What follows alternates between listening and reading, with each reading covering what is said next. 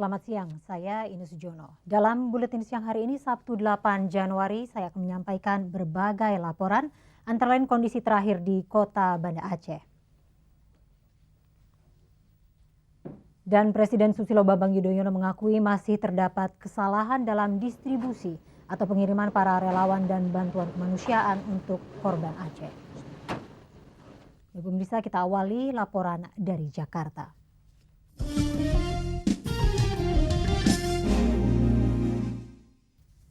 Presiden Susilo Bambang Yudhoyono mengakui masih terdapat kesalahan dalam distribusi atau pengiriman para relawan dan bantuan kemanusiaan untuk para korban gempa dan gelombang tsunami di Aceh dan Sumatera Utara. Saat meninjau posko bantuan di pangkalan TNI AU di Bandara Halim Perdana Kusuma, Jakarta Timur pagi tadi, Presiden menegaskan pemerintah sampai saat ini tetap berupaya mencari solusi untuk memudahkan pengiriman bantuan dan para relawan ke Aceh. Menurut Presiden, TNI Angkatan Udara memiliki peran penting untuk mendistribusikan bantuan dan relawan ke Aceh, yakni melalui jalur udara. Karena jalur darat di Aceh sampai saat ini masih terputus dan sulit ditembus. Presiden memastikan fasilitas penerbangan milik TNI AU akan terus digunakan karena para korban atau pengungsi masih membutuhkan bantuan. Sejak terjadi gempa dan gelombang tsunami di Aceh, tercatat 800 kali penerbangan dari Bandara Halim Perdana Kusuma atau 120 penerbangan dalam setiap harinya. Jumlah bantuan yang sudah diangkut oleh pesawat-pesawat milik TNI AU berjumlah 4.198.000 kilogram dan sekitar 17.000 relawan. Pemirsa, untuk mengetahui situasi terakhir di Banda Aceh, Nanggroe Aceh Darussalam, kita akan langsung bergabung dengan reporter Dian Wiknyo yang saat ini telah berada di sana. Baik, Dian. Ya, Ina. Ya, Dian, mungkin bisa ceritakan bagaimana situasi terakhir di Banda Aceh hari ini? Ya, situasi terakhir di kota Banda Aceh saat ini di Sabtu pagi ini masih terlihat sepi, tidak terlihat adanya aktivitas warga yang berarti. Pembersihan juga masih terus dilakukan di berbagai sudut kota di kota Banda Aceh ini, termasuk di depan kantor Gubernur Provinsi Nanggroe Aceh Darussalam yang memang berada di bibir pantai. Ina. Kabarnya hari ini ada semacam rapat koordinasi ya di bidang pendidikan. Mungkin apa saja yang dibahas dalam rapat itu bisa dilaporkan? Ya, benar sekali bahwa sejak pagi tadi hingga saat ini masih berlangsung rapat koordinasi di kantor Gubernur Provinsi Nanggroe Aceh Darussalam yang dipimpin langsung oleh Wakil Gubernur Insinyur Aswar Abu Bakar. Rapat koordinasi ini juga dihadiri oleh hampir seluruh dari kepala dinas yang berada di Provinsi Nanggroe Aceh Darussalam dan membahas masalah khususnya masalah pendidikan. Dari data Dinas Pendidikan yang ada, tercatat kurang lebih 380 sekolah dinyatakan rusak berat dan juga 1.128 guru dinyatakan meninggal dunia. Namun dalam situasi seperti ini, pemerintah Provinsi Nanggroe Aceh Darussalam tetap menginstruksikan untuk bagi anak-anak yang selamat untuk bersekolah pada tanggal 10 Januari mendatang. Memang untuk mengatasi kendala ini dibutuhkan sekolah-sekolah darurat yang dibangun di tenda-tenda, mengingat banyak sekali sekolah-sekolah yang sangat rusak di Provinsi Nanggroe Aceh Darussalam. Untuk itu, Pemda Provinsi Nanggroe Aceh Darussalam membutuhkan kurang lebih 1.500 tenda untuk membuat sekolah darurat. Kendala yang terbesar saat ini adalah Pemprov hanya memiliki 3 tenda besar. Namun memang menurut rencana akan ada bantuan dari UNICEF sebanyak 1.500 tenda yang akan datang 2 minggu mendatang. Selain tenda, yang juga dibutuhkan oleh para murid di sini adalah relawan yang bersedia menjadi guru untuk mengajar mereka. Ina. Ya, Dian. Kabarnya Menteri Kesehatan juga hari ini datang ke Banda Aceh. Mungkin apa hasil dari kunjungan yang bisa dalam waktu dekat direalisasikan? Ya, memang pagi tadi Menteri Kesehatan sempat berkunjung ke Banda Aceh, namun langsung pergi ke Kota Malabo untuk melihat secara langsung keadaan terakhir di Kota Malabo. Namun sebelum pergi, Menkes sempat melakukan kunjungan ke beberapa tempat pengungsian di sekitar Bandara Sultan Iskandar Muda. Di sana Menkes berdialog dengan para pengungsi yang ada dan umumnya para pengungsi mengeluhkan masalah air bersih dan tersedianya sarana MCK. Selain itu Menkes juga meminta agar di kamp-kamp pengungsi itu juga didata jumlah data anak kecil karena memang dalam waktu dekat akan segera dilakukan imunisasi ulang bagi anak-anak tersebut. Selain Menkes, hadir pula bersama rombongan bantuan dari pemirsa RCTI Peduli, yaitu berupa obat-obatan dan dokter. Sejumlah 4 orang yang akan melayani para korban bencana di posko RCTI Peduli. Ina. Ya, baik. Terima kasih Dian Wiknyo dari Banda Aceh, Nanggro Aceh Darussalam. Pemirsa, Kementerian Pemberdayaan Perempuan akan mempersiapkan tempat-tempat penampungan bagi perempuan dan anak-anak. Buletin Siang akan segera kembali setelah pesan-pesan berikut ini.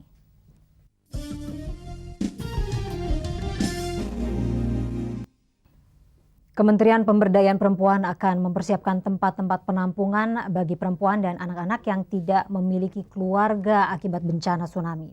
Menteri Pemberdayaan Perempuan Mutia Hatta menyatakan pemerintah juga akan menyiapkan pusat-pusat pemulihan trauma dan perlindungan anak di lokasi pengungsian, terutama di kawasan Masjid Baitur Rahman dan kawasan TVRI Banda Aceh. Selain itu, dalam jangka panjang, Kementerian Pemberdayaan Perempuan akan menyiapkan sekitar 1.000 panti sosial di wilayah Aceh dan sekitarnya, termasuk Sumatera Utara dan Jawa yang dikelola oleh lembaga LSM dan pesantren untuk menampung para pengungsi. Berdasarkan laporan tim relawan LSM yang baru saja tiba di Jakarta, bantuan yang paling dibutuhkan oleh kaum perempuan saat ini adalah pakaian dalam dan pakaian layak pakai, termasuk juga pembalut wanita dan susu bubuk untuk ibu menyusui dan susu untuk balita. Sebagian anak-anak korban gempa dan tsunami di Aceh kini tengah mendapat konseling dari Komnas Anak. Berikut laporannya. Bermain, berkumpul bersama, berbagi canda dan tawa telah dinantikan seluruh anak-anak di Nanggro Aceh Darussalam pasca bencana gempa dan gelombang tsunami. Setidaknya itulah yang didambakan puluhan anak korban bencana tsunami di Kecamatan Ujung Bate, Aceh Besar. Keceriaan itu seakan mampu dapat menghilangkan sejenak derita yang telah mereka alami sejak tsunami melanda daerah mereka. Anak-anak ini mengaku senang dapat berbagi cerita dan bermain bersama. Konseling dilakukan di sekitar SMK 1 Ujung Bate. Mau hitung, terus bermain apa? Terus Bernyanyi. Seneng nggak diajarin kayak gitu? Senang. Terus gimana, seneng nggak kalau diajarin kayak gitu? Kenapa seneng? Karena ada yang bisa kita mainkan. Konseling bagi anak-anak yang dilaksanakan di SMK 1 Ujung Bate dipimpin langsung Seto Mulyadi dari Komnas Anak dan relawan lainnya. Metode bermain ini sengaja dipilih untuk mengingatkan kembali masa kanak-kanak mereka yang diwarnai keceriaan dan kebahagiaan. Konseling ini telah dimulai sejak minggu lalu dan akan dilakukan hingga setahun ke depan. Akan sangat banyak sekali, ibaratnya sebuah luka kalau dibiarkan, maka luka ini akan terus menganga dan kemudian bisa menjadi borok dan bisa menjadi cacat. Anak-anak yang mengikuti program konseling ini optimis dapat merajut hari esok yang lebih baik. Tim Liputan RCTI melaporkan. Pemerintah menyiapkan 20 pusat penampungan anak korban selamat dari bencana gempa dan tsunami di Nanggro Aceh Darussalam yang akan mulai beroperasi pekan depan. Deputi Bidang Perlindungan Anak Kementerian Perempuan Rahmat Sentika menyatakan setiap pusat penampungan akan dikelola oleh 20 orang relawan yang akan melayani kebutuhan dasar dan pendidikan anak. Saat ini ada 400 orang relawan yang masih dilatih. Untuk jangka panjang, pemerintah menargetkan 200 tempat penampungan anak lainnya di seluruh wilayah Nanggro Aceh Darussalam. Pemerintah juga akan membuka sekolah terbuka untuk anak-anak Aceh. Psikolog Tika Bisono menyatakan sebaiknya anak-anak korban tsunami tetap berada di Aceh karena begitu lekatnya anak-anak tersebut dengan budaya Aceh. Saat ini anak-anak Aceh harus diberikan kegiatan sementara untuk mengalihkan perhatian dan ingatan mereka dari bencana 26 Desember lalu. Himpunan Psikolog Indonesia sudah mengirim tim untuk pemetaan terhadap kebutuhan konseling di Aceh untuk 3 tahun ke depan untuk pemulihan mental bagi para korban. Sebanyak 40 anggota tim medis dari Jepang yang mengangkut bantuan kemanusiaan untuk korban gempa dan tsunami di Indonesia telah mendarat di Markas Besar Angkatan Laut Thailand di Utapao, Jumat malam. Sementara di Phuket, Thailand, tim relawan mendata korban tsunami termasuk jenis kelamin dan sampel DNA. Pemerintah Jepang mengirimkan 640 marinir dengan 3 kapal lautnya dan 220 personil Angkatan Darat dan 100 Angkatan Udara untuk membantu korban tsunami di Aceh. Pelayanan kesehatan dan pencegahan penyakit akan dipusatkan di pantai barat Aceh, termasuk Melambo karena merupakan daerah yang terparah terkena bencana tsunami. Sementara itu, pesawat bantuan PBB berisi bantuan kemanusiaan termasuk obat-obatan antibiotik tiba di Sri Lanka dari markas besar PBB di New York. Obat antibiotik sangat dibutuhkan untuk mencegah penyakit menular seperti gangguan pernafasan dan kolera yang ditakutkan bisa merebak di lokasi pengungsian karena buruknya sarana MCK dan kurangnya sumber air bersih. PBB juga memberikan bantuan alat pengolahan air bersih yang mampu mengolah ribuan galon air bersih setiap jam yang sangat membantu korban tsunami di pengungsian. Di utara pantai Phuket, Thailand, relawan menguburkan warga Thailand yang meninggal dunia akibat bencana tsunami. Sebelum dikuburkan, para relawan membawa sampel DNA dari setiap jenazah dan mendata informasi dasar termasuk perkiraan usia, jenis kelamin, dan lokasi jenazah tersebut ditemukan. Jenazah warga asing disimpan dalam lemari pendingin di dalam truk kontainer yang diisi es kering sampai identitas mereka diketahui. Namun ruangan pendingin tidak cukup untuk semua jenazah yang ditemukan hingga warga Asia yang ditemukan terpaksa dikuburkan di samping warga Thailand. Sekitar 1.000 jenazah sudah dimakamkan di lokasi pemakaman ini dan relawan harus menguburkan setidaknya 3.000 jenazah lagi. Buletin Siang akan segera kembali setelah info komersial berikut ini.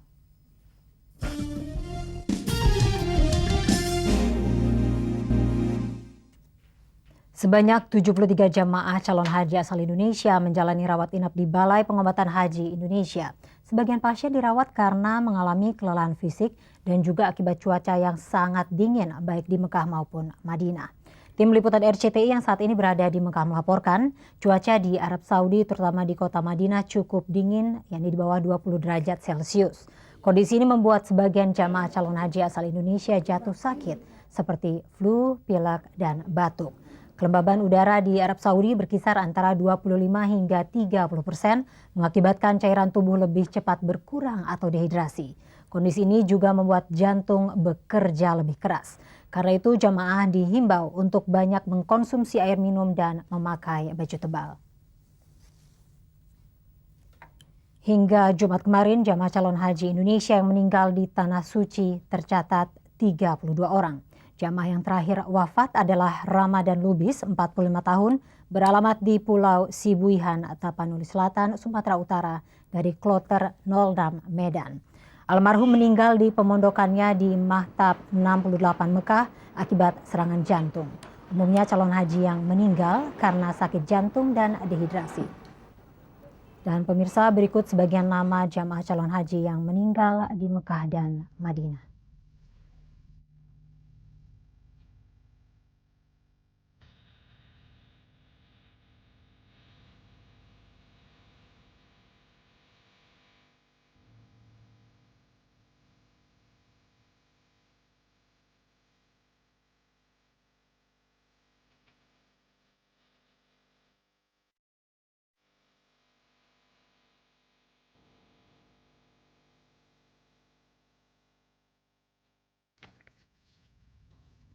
Pemerintah Arab Saudi menghimbau para jamaah haji Indonesia agar bersikap tertib dan taat mengikuti jadwal melontar seperti yang telah ditentukan. Himbauan ini disampaikan untuk menghindari jatuhnya korban akibat berdesak-desakan saat melontar jumroh. Postur tubuh sebagian masyarakat Asia Tenggara yang relatif lebih kecil dibanding bangsa lain bisa membahayakan, khususnya ketika berdesakan pada saat melempar jumroh. Tahun lalu 54 jemaah haji Indonesia meninggal dunia saat berdesakan di Mina. Untuk menghindari kemungkinan jatuhnya korban akibat berdesakan saat melontar jumroh di Mina, beberapa persiapan telah dilakukan pemerintah Arab Saudi. Salah satunya adalah renovasi jembatan Jamarah. Renovasi ini meliputi perubahan bentuk lingkaran lubang jemarat menjadi bentuk elips, sehingga jemaah bisa melihat jemarat dari jarak yang lebih jauh. Selain itu, waktu untuk melontar juga diatur berdasarkan asal negara. Jemaah asal Asia Tenggara diminta untuk menghindari waktu yang diperkirakan menjadi puncak kepadatan.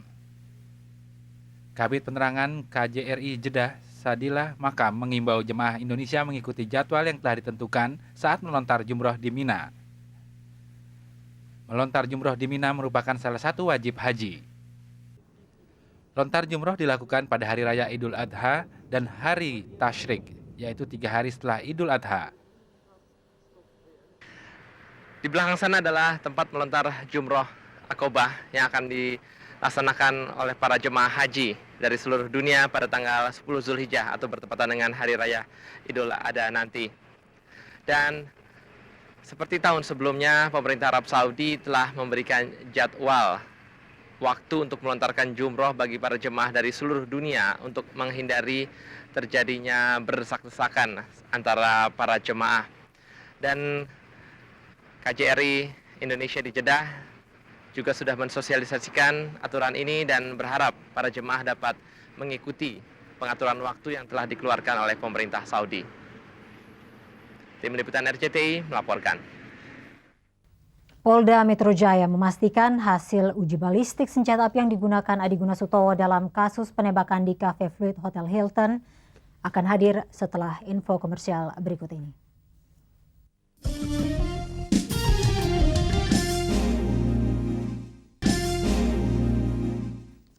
Hasil uji balistik senjata api yang diserahkan saksi berinisial WWN Jumat sore yang diduga digunakan Adi Guna Sutowo ternyata sesuai dengan proyektil yang digunakan di TKP. Wakil Direktur Serse Umum Edi Tambunan mengatakan saksi merupakan pengunjung di Club Fruit dan tidak mengenal Adi Guna Sutowo. Saksi mengaku mendapat senjata api tersebut dari tersangka sesaat setelah tersangka menembak Yohanes Berhman Hairudin Natong alias Rudi. Selanjutnya, karena takut senjata api tersebut disembunyikan di saku celana saksi. Di dalam senjata api ditemukan 3 peluru yang tersisa. Menurut keterangan Kabid Humas Polda Metro Jaya Kombes Ciptono, sampai saat ini Adi Guna masih akan dikenai pasal 338 KUHP mengenai pembunuhan yang disengaja dengan ancaman hukuman maksimal 15 tahun. Jadi mungkin Pemirsa, suasana duka menyelimuti ratusan warga kota Ruteng Flores yang menghadiri prosesi pemakaman Yohanes Berhman Hairudin Natong hari Kamis lalu. Berikut laporannya.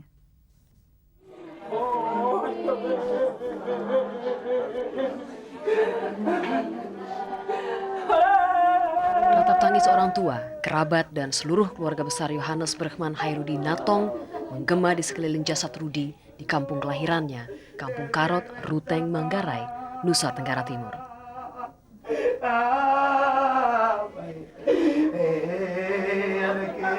Tanggal 4 Januari lalu, Rudi Natong, korban penembakan di Hotel Hilton pada malam tahun baru, dimakamkan di kampung halamannya. Pemakaman didahului dengan upacara misa arwah yang dipimpin oleh Uskup Ruteng, Monsinyur Eduardus Sangsun SVD.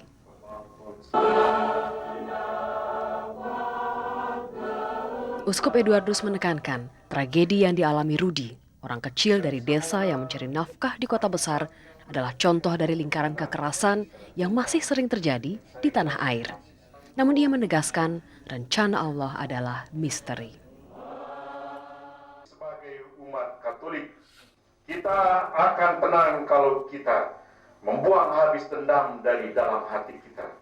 Biarlah anak kita ini menghadap Tuhan, membawa duka dan derita kita, membawa harapan-harapan kita, tetapi jangan membawa dendam kita. Biarlah kita bertumbuh dan berkembang dalam cinta kasih dan pengampunan. Ampunilah dia, ampunilah pelaku perbuatan ini. Dan kita mohon belas kasihan Tuhan kepadanya. Namun kita pun tentu percaya bahwa segala perbuatan harus diberikan tanggung jawab di hadapan hukum, tentu juga tanggung jawab di hadapan Allah sendiri. Semoga Allah mengampuni dosanya. Alfons Natong dan Maria Srikasih, orang tua Rudi, mengalami tragedi yang menyakitkan. Namun sebagai orang beriman, keduanya hanya bisa pasrah kepada Tuhan dan menyerahkan penyelesaian kasus anaknya kepada pihak berwajib. Anak saya orang kecil, seorang tani, seorang buruh. Hanya untuk mencari sesuap nasi, untuk bisa menyekolahkan dirinya sendiri, untuk bisa membantu adik-adiknya, dan untuk bisa membantu saya dan ibunya. Sungguh-sungguh menyakitkan, sungguh menyakitkan. Tetapi apa mau dikatakan? Apa yang kita bisa buat? Hanya Tuhan yang tahu. Saya ikhlas. Dan saya pesan kepada Pak Adi Guna, supaya jangan ada lagi Pak Adi Guna yang lain. Secara khusus Alphonse berterima kasih kepada Presiden Susilo Bambang Yudhoyono yang di tengah kesibukan mengatasi bencana Aceh yang dahsyat masih memberi perhatian pada kasus penembakan brutal di Hotel Hilton. Proses pemakaman dihadiri oleh ribuan pelayat. Rudi telah pergi, tetapi hantu kekerasan terhadap orang kecil masih bergentayangan. Keluarga Rudi hanya bisa berharap kasus ini bisa diselesaikan seadil-adilnya. Kontributor RCTI melaporkan dari Ruteng, Flores, Nusa Tenggara Timur. Sebelum berpisah kembali, kami ajak Anda menyalurkan bantuan bagi korban gempa dan tsunami di Nanggro, Aceh Darussalam melalui RCTI Peduli di Bank BCA. Nomor rekening 128 300 7.000. Dan pemirsa tentunya Anda juga jangan lupa menyaksikan program Gapura pukul 15 waktu Indonesia Barat.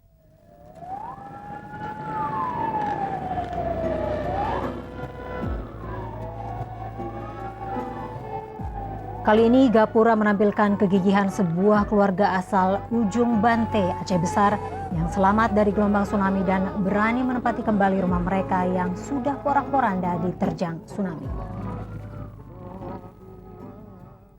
Baik pemirsa, berakhir sudah buletin siang hari ini. Selamat menikmati akhir pekan Anda. Sampai jumpa.